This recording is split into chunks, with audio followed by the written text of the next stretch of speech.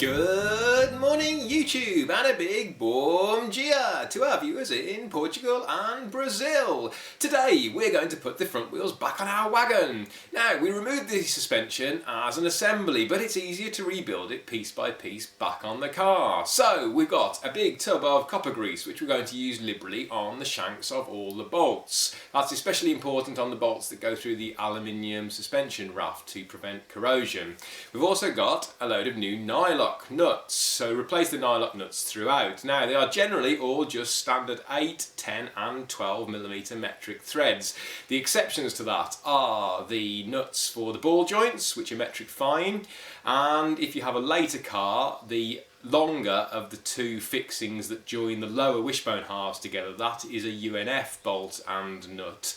Other than that, everything is just a metric thread. With the nylocks, the threads for those want to be clean and dry, so if you get any grease on the threads assembling the bolts, then just wipe those down before fitting your new nylock nuts. With that though, let's get on with it. The first thing to do is to refit the alloy suspension raft. If you remove this strut, then put it back on with a washer under the head of the bolt and a 12mm nylock on the other end. But only assemble it loosely at this stage. We're only going to torque the 3 bolts that hold this on up fully once we've dropped the car down back onto its wheels. Then we need to get the raft ready to go back on the car. So if you took them off, then we need to reassemble these wishbone pivot end plates. So put an 8mm washer on the end of the bolt, insert the bolt so that the head is towards the front of the car, through the plate, and there's another washer on the outside, and then an M8 nylock.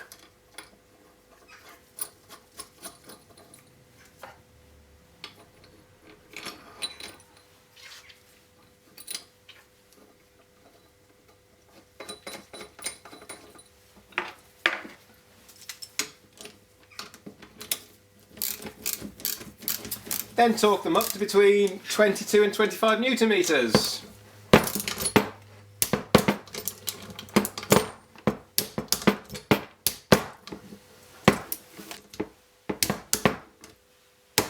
Then generously lubricate the shanks of this upper wishbone pivot stud and insert it into the raft so that there are about equal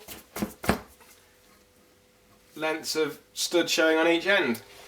Now, although there is just about clearance to get the upper wishbone halves on once you've got the raft in place, it is a bit of a fiddle to get them on the ends once the raft's back on the car. So we're going to loosely fit the upper wishbone halves at this stage too, and then fit the wishbone halves and the raft as an assembly. Now, first thing is that the copper grease that we use on the shaft here where it goes through the aluminium, copper grease isn't a lubricant, it's not actually a grease, so we want to get any copper grease off the bits of the shaft that are sticking out of the end of the raft there. Make sure you've got about an equal amount of thread showing on each side of the raft, that the shaft is symmetrical in the raft there. And then get a lithium based chassis grease and lubricate that bearing surface where the wishbone half pivots on it. Then slide the wishbone half onto the end of the stud. Then there is this thick plain washer, and then just loosely fit at this stage the nylock on the end just to hold everything on. Then do the same on the other end here. So clean the stud, lithium grease, the other wishbone half, then the plain washer. And then on this end, the front end, there is a lock nut. So we're going to put that plain lock nut onto the end right up to the washer there. And now we want to loosely do up these 2 nylocks on each end of the stud here. The problem that you'll have is if you try and do the nylock up now, the nylon insert will grab hold of the shaft and it'll just wind the shaft out through the lock nut. So what we're going to do to stop that happening, to stop the shaft turning as we're doing this nylock up, get yourself a plain M12 nut and just temporarily fit that to the end that the lock nut is on, and then with a pair of spanners just lock those two together, so just turn them towards one another so that they lock. Okay, Now that is locked onto the shaft, so we can now do the nylock up at this end.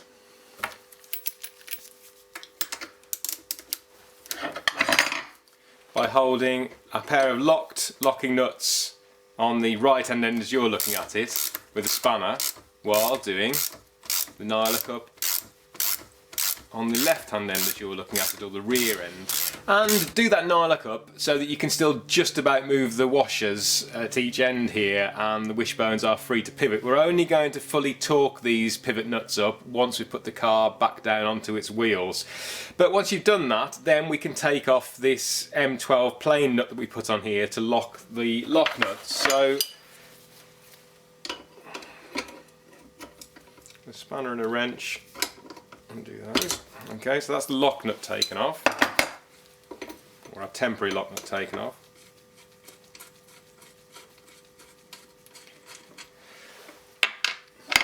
And then put your new M12 nylock on this end, the front end of the car.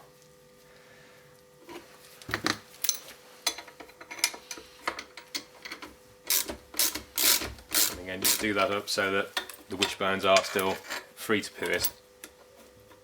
Okay, and then not all cars have this upper brace, but if you do have one, then at this stage loosely fit the M10 bolt and a new M10 nylock on the back, and we'll only fully tighten that up after we've tightened the pivot nuts up when the car's back down on the road.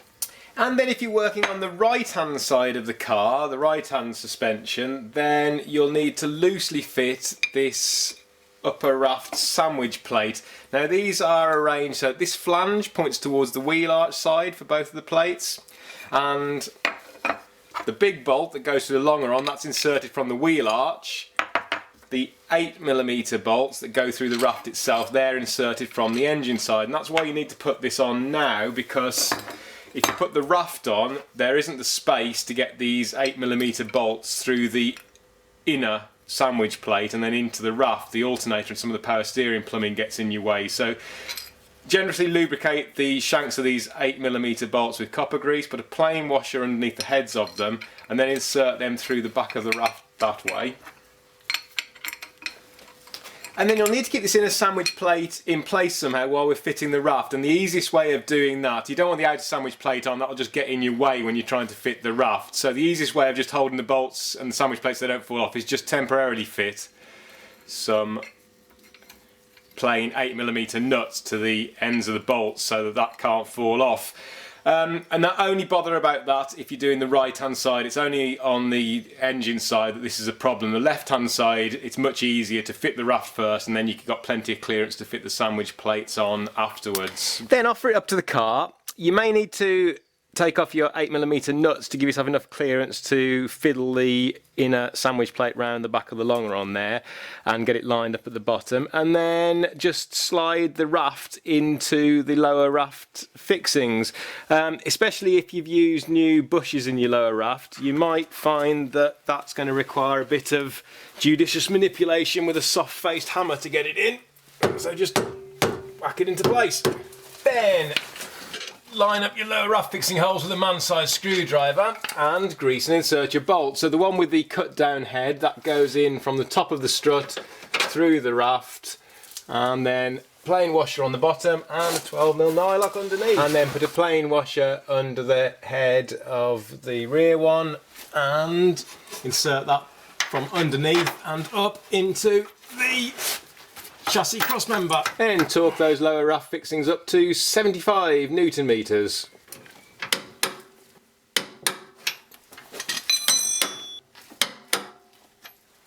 Then offer up the outer sandwich plate and insert the bolt through the longer on from the wheel arch side,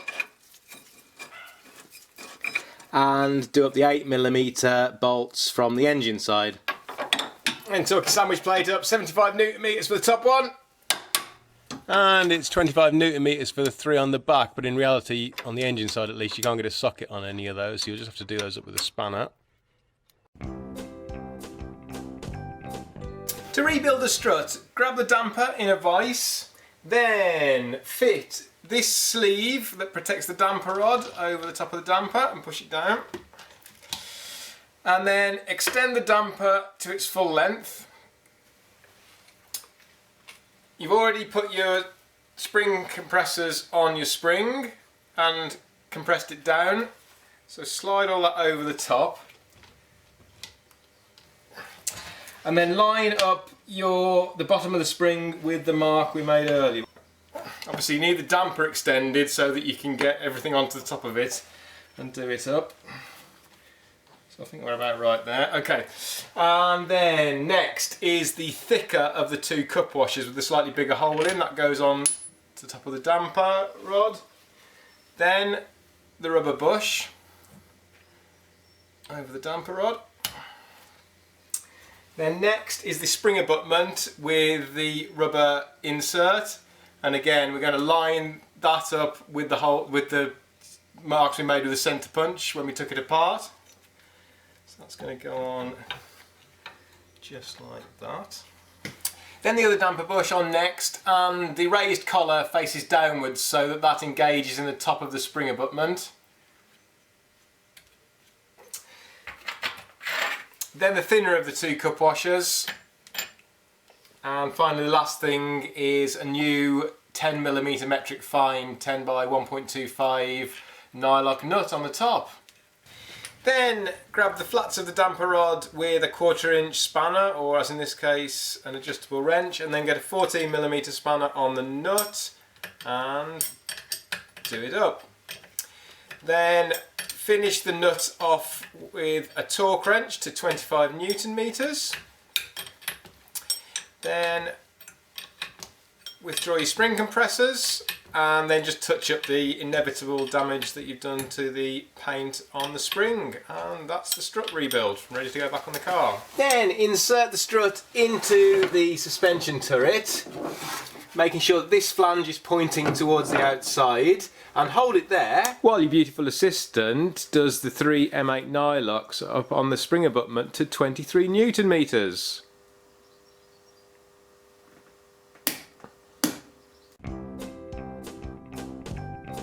Next, make up the lower control arm, the lower ball joint, the hub and the upper ball joint as a sub-assembly. The ball joints, the tapers for those want to be clean and dry.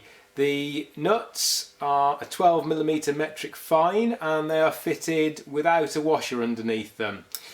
And then you're going to torque those up to 65 Newton meters. Do it now because you can't get a socket on them once you've got the drive shaft in there, so we'll do this now with this on the bench. Now the big pain in the arse with this is when you're putting your new nylock on, very often the nylon insert will grab hold of the thread of the ball and it will start turning the ball around, so you won't be able to do it up. Now it's just a bit of a nuisance that you have to live with. The ways that you can get round that are try and clamp the two halves together, so if you can get them in a vise and press the two halves together so that you can put enough force on the ball to stop it turning while you get the nut done up. Sometimes though even that won't work, and all you can then do is, the way to do it is to get a plain 12mm metric fine, so a non-nylock nut, put that on, wind that down and torque that up, which then just clamps the taper together, so the taper is now sort of firmly lodged into the hub. Then you can take the plain nut off. And what I did with this one was just burned the nylon insert out of the old nylock, the nylock I took off. So if you sort of set fire to the nylon there and melt that out, then you've turned that into a plain nut. Then fit that and tighten it down so that locks the taper, and then you can take this one off, throw that one away, put your nylock on and then get it tightened up. And as I say, torque for these is 65 Newton meters, which is a bit of a struggle, but there it goes. Oh, there you go. If you removed it, then now is the time to refit the drive shaft. So lightly grease the splines, make sure you've got the right circlip on the male part of the shaft, and then offer the drive shaft up and slide it on to the splines up to the circlip. Then fit the nut to the end of the drive shaft to protect the threads while you're hitting it. Apply some inward pressure to the drive shaft so that you're closing the jaws of the circlip, but then just give it a few sharp blows on the end to drive it over the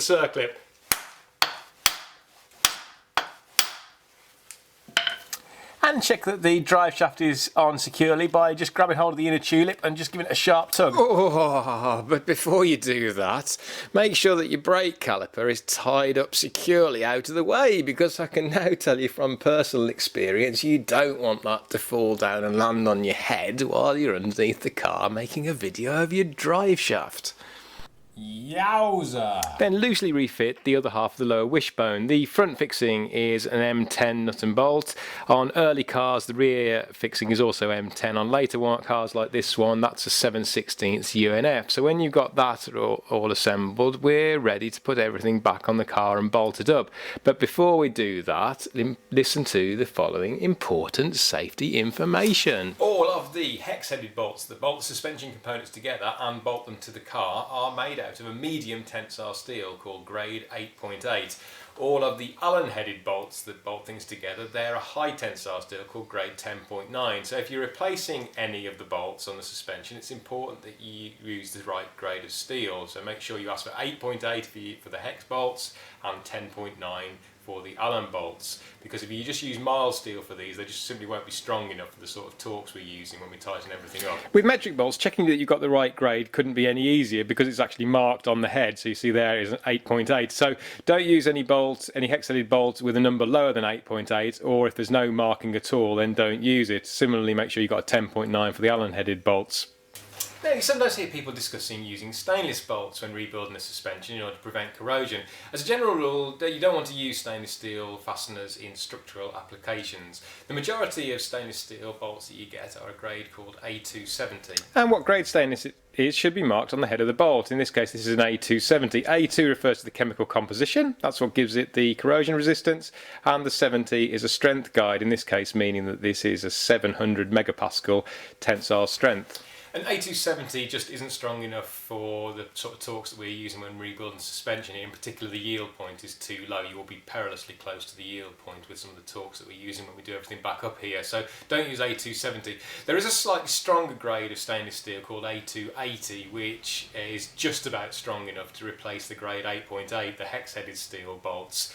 But even that's nowhere near strong enough to replace the 10.9. So my advice to you would be to just get grade 8.8 and grade 10.9 high tensile steels, and just accept that suspension bolts go rusty. Then take that lower arm and hub assembly and slide it onto the car. Now this is a lot easier if you're not trying to keep out of the way of a camera at the same time, and if you have an assistant, but they're all at work or at school today, so we'll struggle as best we can on our own. So just slide the lower arm into the bushes, splines over the drive shaft, upper ball joint between the upper wishbone, and then just loosely pin everything together. For the lower pivot bolts, put a washer under each end of the bolt and then an M12 nylock on the end, and then nip those up just enough that you can put the car down onto its wheels. We're only going to fully torque those up when we put the car back down. We're on the home straight now. Torque up the bolts holding the lower wishbone together. The M10s are 45 Newton meters. If you have a later car which uses a 7/16 UNF at the back, that is 70 Newton meters. Before you do up the top ball joint, refit the damper yokes to either side of the damper and then torque the nuts and bolts up for those to 35 Newton meters.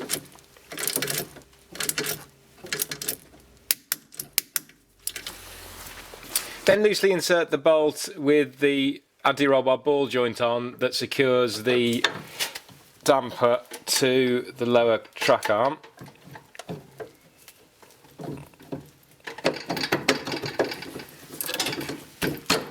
And again, we're only going to fit this one loosely at this stage. We'll torque this up only once we put the car back down.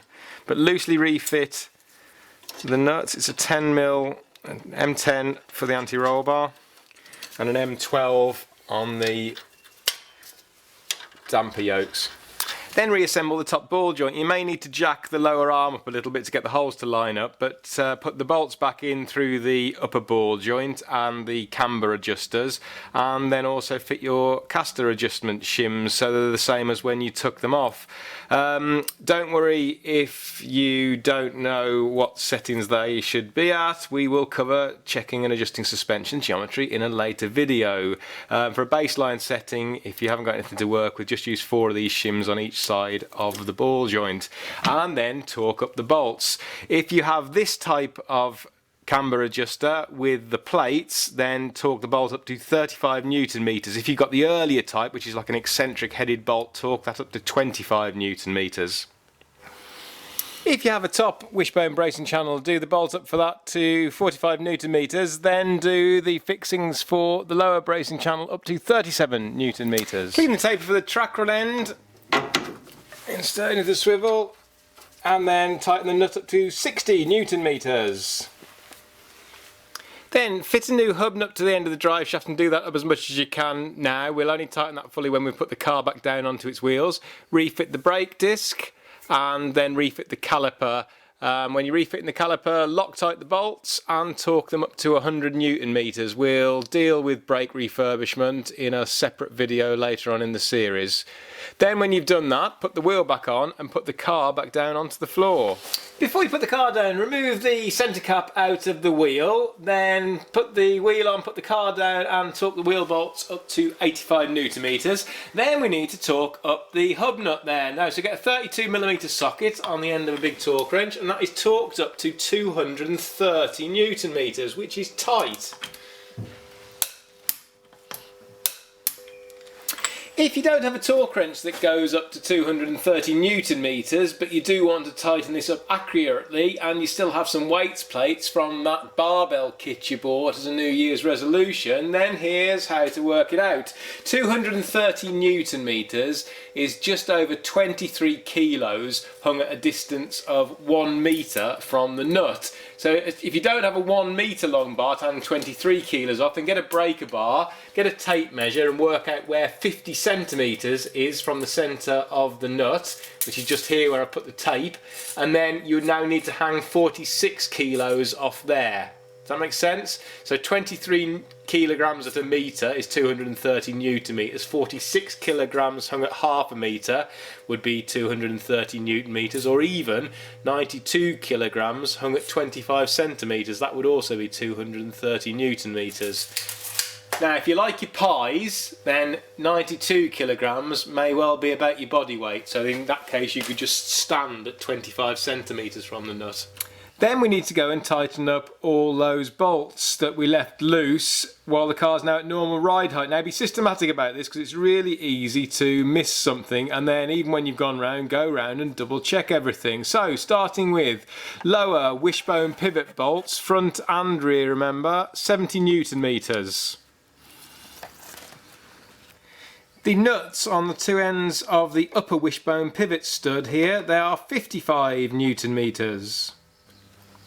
Ball joint to anti-roll bar right in the middle of the picture there, 25 Newton meters. And then you remember that bracing strut between the engine under tray and the main chassis cross member that was the first thing that we refitted. The 3 bolts for that, the upper one is, I'm just pointing to there, all 3 of those are now done up to 70 Newton meters. And finally, get a hammer and a drift and just knock the locking tab in on your hub nut. And the job's done. So there you go folks, the job's a good one. Just refit your wheel arch liner if you removed it and you're all ready to go. Now just be grateful that that Tyrrell P34 six-wheeler concept didn't catch on in the 70s, because now you've only got one more of these sides to do. Good luck, we'll see you next time.